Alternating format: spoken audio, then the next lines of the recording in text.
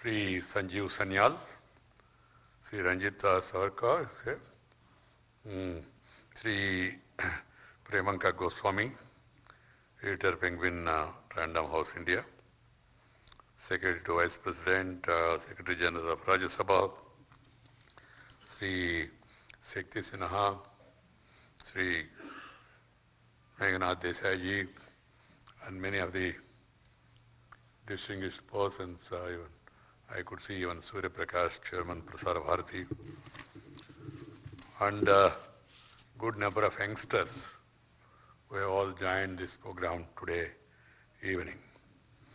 ये मेरे लिए हर्ष का विषय है कि आज मुझे महान स्वाधीनता सेनानी, क्रांतिकारी तथा राजनीतिक विचारक, स्वतंत्र वीर विनायक दामोदर सावरकर पर लिखी इस पुस्तक का लोकार्पण करने का संयोग मिला है। मैं इस पुस्तक के लेखक डॉक्टर विक्रम संपत को बधाई देता हूं, जिन्होंने श्रम साध्य गहरे शोध के बाद सावरकर जी के जीवन, व्यक्तित्व, कृतित्व और उनके संदेश को सरल भाषा और रोचक शैली में इस ग्रंथ के माध्यम से प्रस्तुत किया है। जीवन वृत्त लिखना आसान नहीं है, विशेषकर सावरकर जी जैसा महान और विवादित व्यक्ति का जीवन वृत्त लिखना आप प्राय पूर्वाग्रह के प्रभाव में आ जाते हैं या तो अनावश्यक रूप में आलोचना करने लगते हैं या फिर व्यक्ति निष्ठा हो जाते हैं। In this background, he did a splendid work. It is a matter of great pleasure for me to launch this book, an eminent freedom fighter, revolutionary, political ideologue, Swatantra Veer Damodar Savarkar today. I feel very happy. I have no hesitation to say that I admire him like anything, Swatantra Veer Savarkar. Right from my student days, when I came to know about his life, his struggles, and the contribution he has made to the nationalist movement in the country, I started admiring him. Now, of course, as the Vice President of India, now even as a person, I am very happy that a very detailed biography has been brought about after deep study in a realistic manner, in an objective manner, to make the younger generation and also the future generation of the country to know proper perspective of this great son of this great country.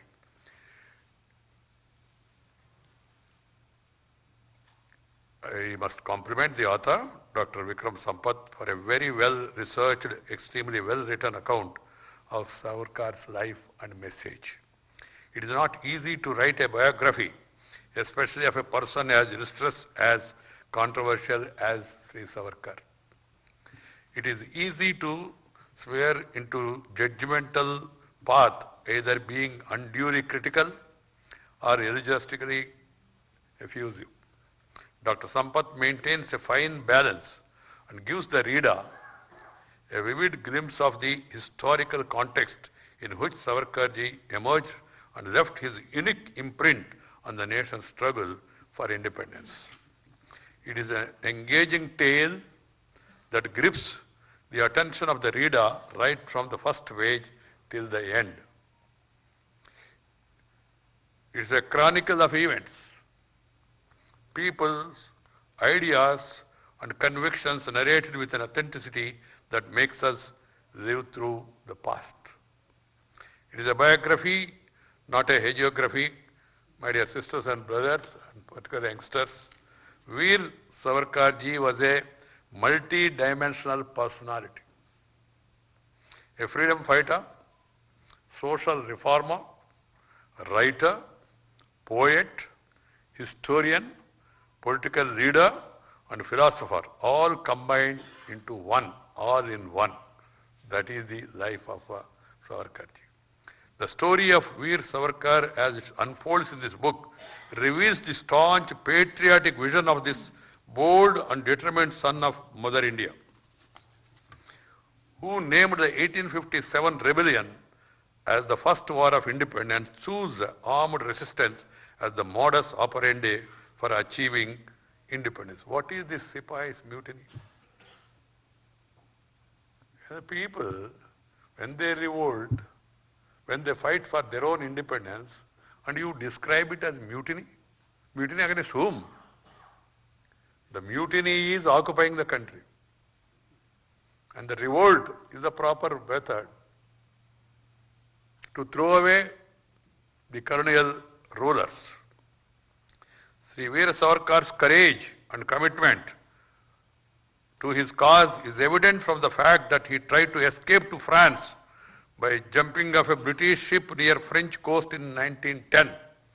Savarkarji provided leadership to several other young brave hearts in London and across Europe to garner support for India's freedom. The book contains riveting accounts of his exemplary role and innumerable sacrifices for the cause of the country's freedom. We also learn about the stellar role of his associates as well. The glorious chapter of India's freedom struggle is recounted with the touch of an imaginative novelist and the penchant for accurate detailing of a studious historian.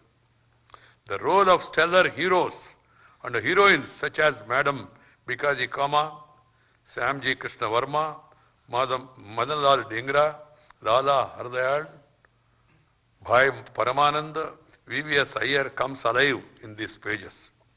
My dear sisters and brothers, I find that this book brings out many facets of Veera Savarkar's life and places his actions and thoughts in a historical context. This helps us to get clear understanding of the real import of Savarkar's speeches and the vision he elaborated at great length in his writings. As Meghnad Desai, eminent author and columnist and Professor Emeritus, London School of Economics, has commented, quote, Savarkar has long been a subject of abuse and adulation, both based on an incomplete understanding of his life and ideas. Vikram Sampath has written the finest biography. He has researched his subject in credible depth and breadth, tracked down documents and memories long forgotten. This will restore the right balance of the story of one of the revolutionaries of modern India. It's a great job done by an youngster. My dear sisters and brothers, Veer Savarkar was no ordinary man. He was a visionary, social reformer, a forward-looking liberal, and iconoclast in many ways, and eminently practical strategist who wanted to free India from the colonial rule, if necessary, by violent armed resistance. You may agree or you may disagree. The methods chosen. But you can't question his commitment for his motherland. Recognizing the lack of unity as the underlying cause of colonial subjugation, Savarkar's emphasis has been on a quest for India's unity and search for the unique Indian identity.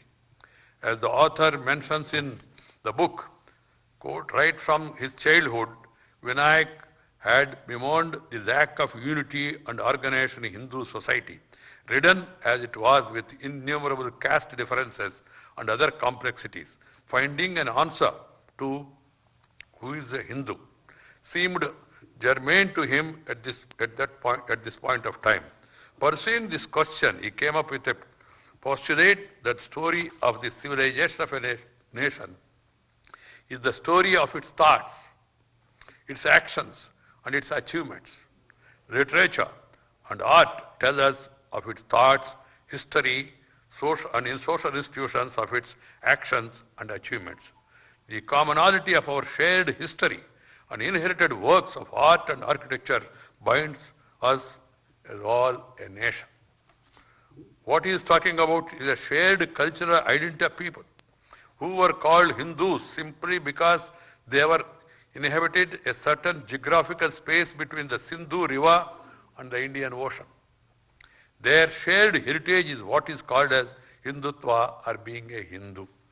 It's a cultural identity.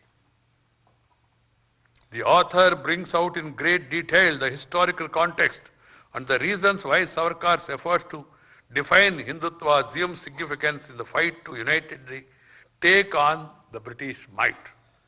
My dear youngsters, there were many facets of Veer Savarkar's personality that remain underappreciated.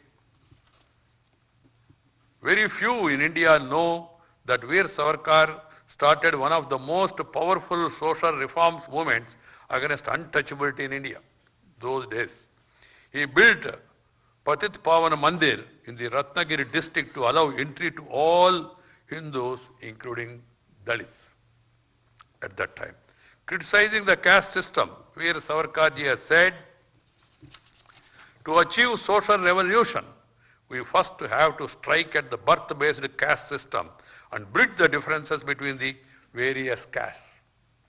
His feeling against caste-based discrimination are best described in the letter he wrote to his brother, Sri Narayan Rao, in 1920. Savarkarji wrote, quote, I feel the need to rebel against caste discrimination and untouchability as much as I feel the need to fight against foreign occupation of India, unquote.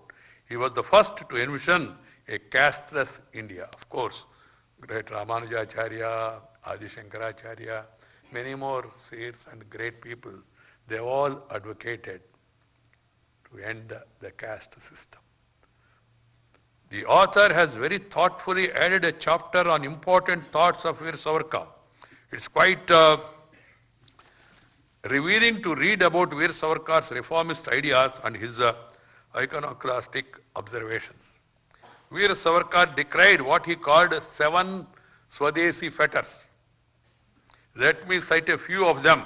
Please note that what Savarkarji was condemning were societal factors that were dividing the society.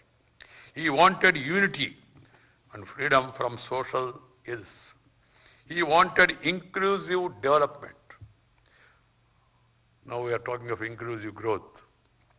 One of the most important components of such injections of the past that we have blindly carried on and which deserves to be thrown in the dustbin of history, according to Savarkarji, is the rigid caste system. The second reform he wanted was to popularize Vedic literature and make it available to everyone, not only to a particular caste. He had remarked, Vedic literature is civilizational knowledge for the entire human race and India's unique gift to mankind, active propagation of its learning and internalization among all communities. This is very important even today. Unfortunately, there is a feeling the Vedas, the Upanishads, or the language, or the mantras are all preserved or reserved for one community, which is a totally wrong concept. These must be available to not only within but also outside India, and everyone must be encouraged without delay.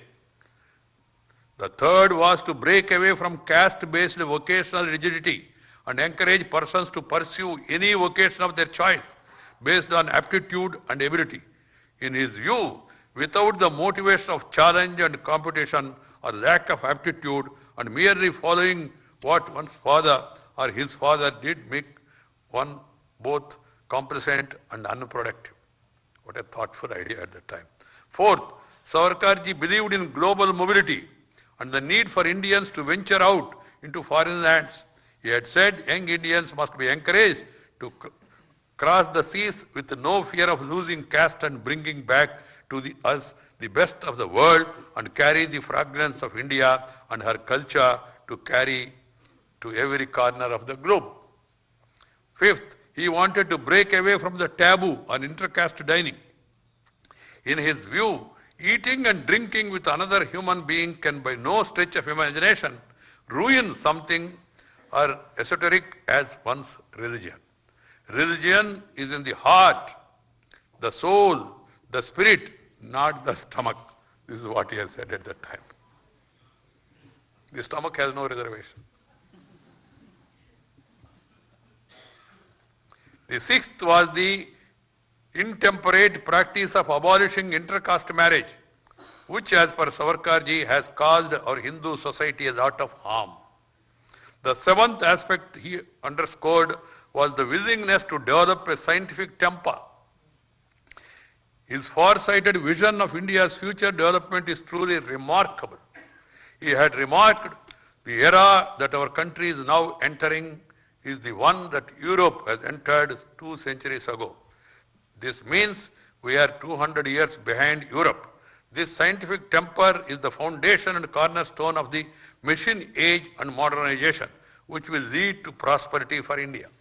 It is through science, modern thoughts and industrialization that we can ensure that every man, woman in India will have a job to do, food to eat, clothes to wear, and happy life to lead. The books by Dr. Sampath brings out these remarkable visionary ideas of Savarkar in a very compelling manner. After we put down the book, we see Savarkar in a new light. As Savarkarji himself describes his mission, a true social or religious reformer should only be driven by the desire to do good for the larger society. That should be the mission of everybody. That used to be the mission initially, even for political people, for people practicing medicine, for people practicing for journalism and all. But of late, some of these missions have become commissions, and they started giving omissions, and then giving remissions. The mission to transform the lives of the people, to make the people's life more comfortable, more happy.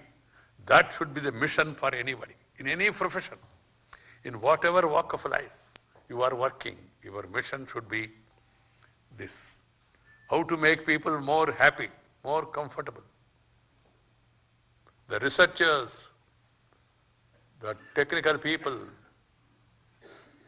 all should focus their attention on this and come out with ideas which will make people's life more comfortable, more happy.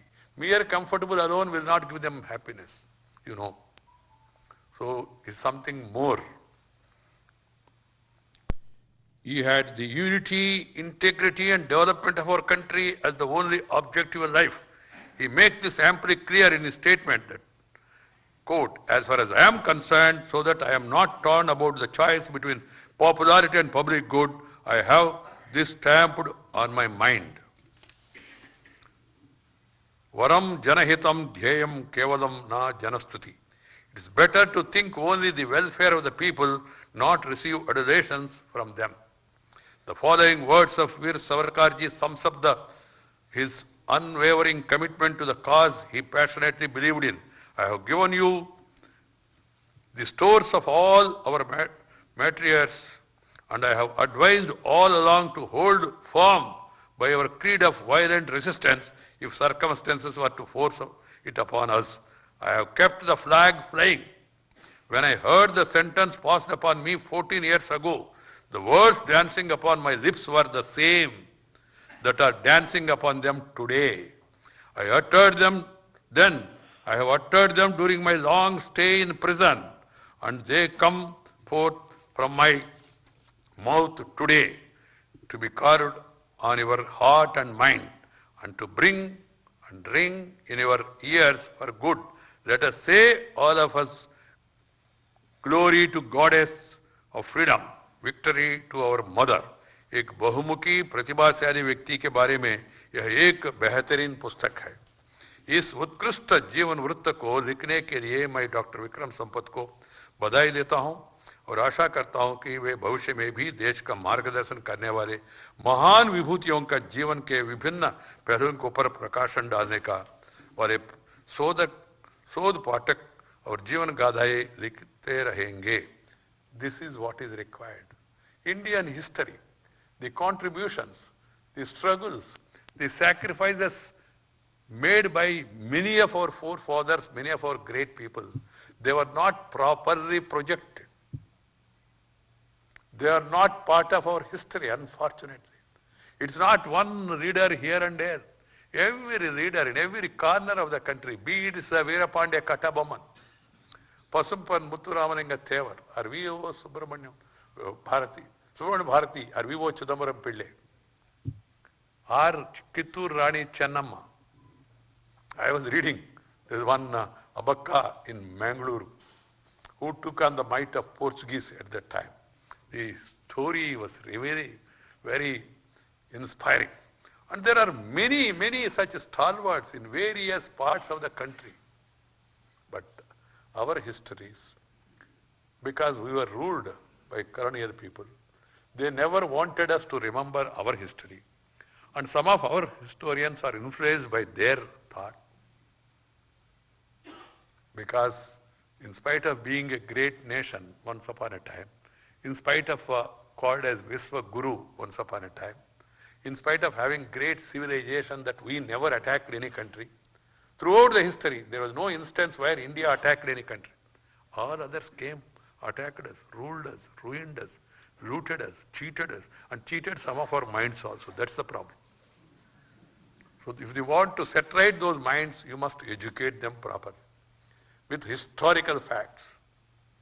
By doing enough research into the life and contributions and the reforms they have advocated, they have carried, that should pass on to the younger generation so that they get a proper perspective and they are not misled. The defacing of the statue of Dr. Ambedkar here and there, defacing the statue of Swami Vivekananda in one of the prestigious universities the other day, or defacing even Swatantra Veer Savarkar, so this thing. What are we doing? You may disagree with some of their actions, but the contributions they have made. Subhash Chandra Bose, Bhagat Singh, Bipin Chandra Pal, Lal Bal Pal, Chandrasekhar Azad. Everybody's story is inspiring. And those stories and those real lives, not real lives, real lives, should be projected in proper, realistic, objective manner to the people of the country. Going through the history, we have not done enough justice to the memory of many of these great sons of this great country. Proper projection of the life of any individual is not to undermine the other individuals of this country. Some people look at it from that side. No, you are trying to undermine. That's not the case. That should not be the case. Sardar Vallabhbhai Patel, Bal Gangadhar Tilak, Gopalakrishna Gokhale, as I was mentioning about Bhagat Singh and Subhash Chandra Bose, they have different thoughts, different ways and means to get freedom, to strengthen India, to unite people. That was their contribution. And we should recall those contributions and also reach out to the sections. I was suggesting to Vikram Sampath that this book should be translated into other Indian languages because many people do not know English. There is a misconception that everybody knows English. Knowing English is good. There is nothing wrong. But first you must know your own language. So that's why I insist everywhere that we must encourage mother tongue. Mother tongue. Vikram was saying, I feel sorry that I did not have enough knowledge of Marathi. You're a Marathi, no? So we must, because you will be able to express better, understand better in your mother tongue. Original thoughts, original ideas, and original understanding comes from that. So there is a need for translating this.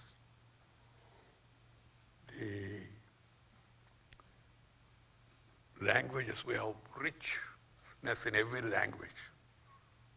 And अलग भाषा अलग वेश फिर भी अपना एक देश विविधता में एकता भारत का विशेषता. That is the unity you have to bring in.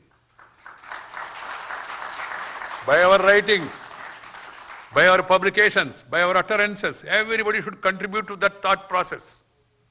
Irrespective of caste, creed, sex, religion and region, India is one. From Attak to Cuttack, from Kanyakumari to Kashmir, We are one nation. We are one people. That should be the line of thinking. If you want to make this country strong, stable, first you stay united, not divided. There are people who try to divide because easy to divide, difficult to unite. And then rousing passions on the basis of language, region, religion, caste and all.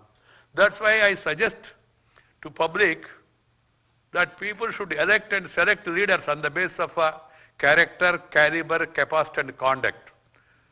But some people are trying to find out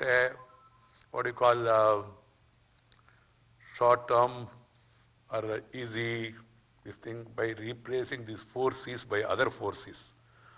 Character, caliber, capacity and conduct. The other 4 C's are caste, community, cash and then criminality. That is the one way of easily getting support. We should try to overcome this.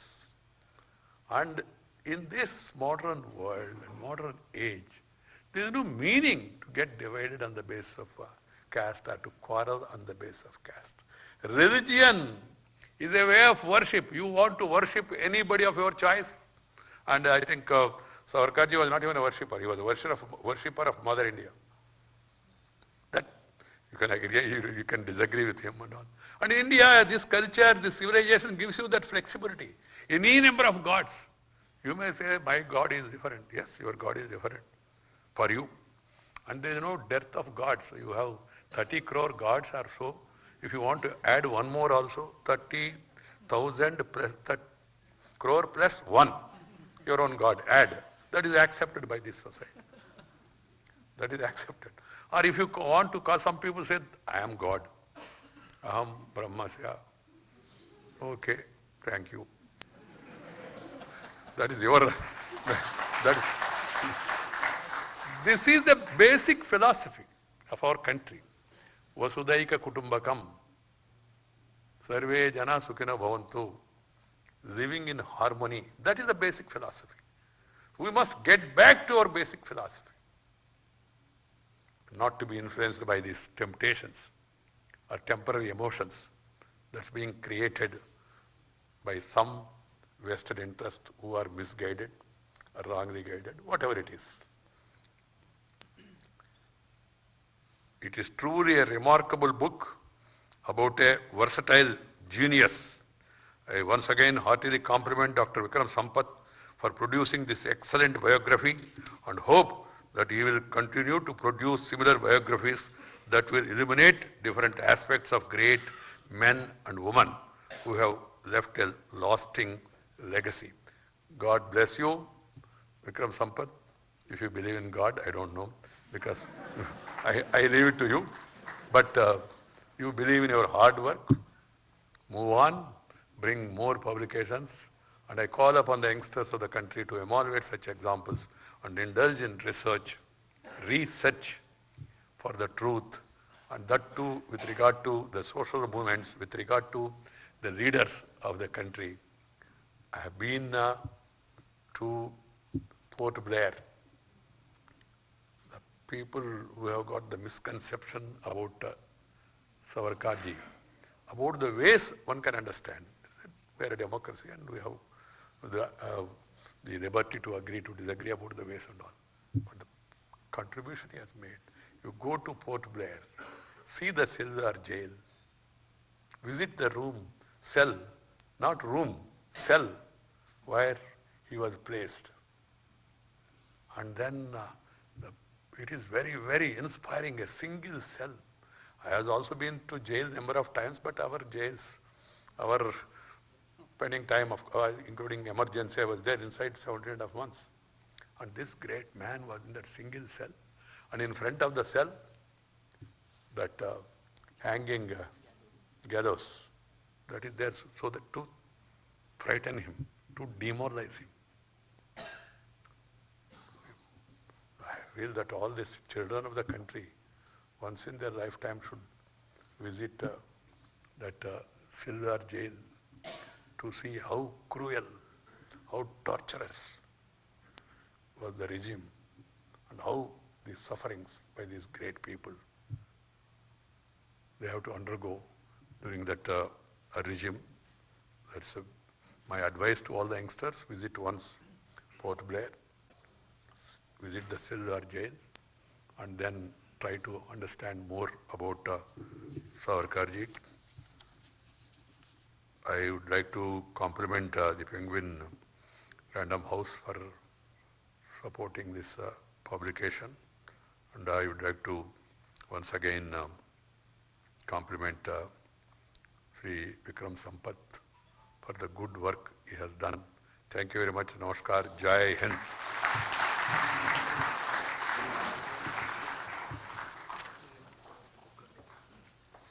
Thank you so much, sir. May I please request everyone to come together for a group photograph for the formal release of the book.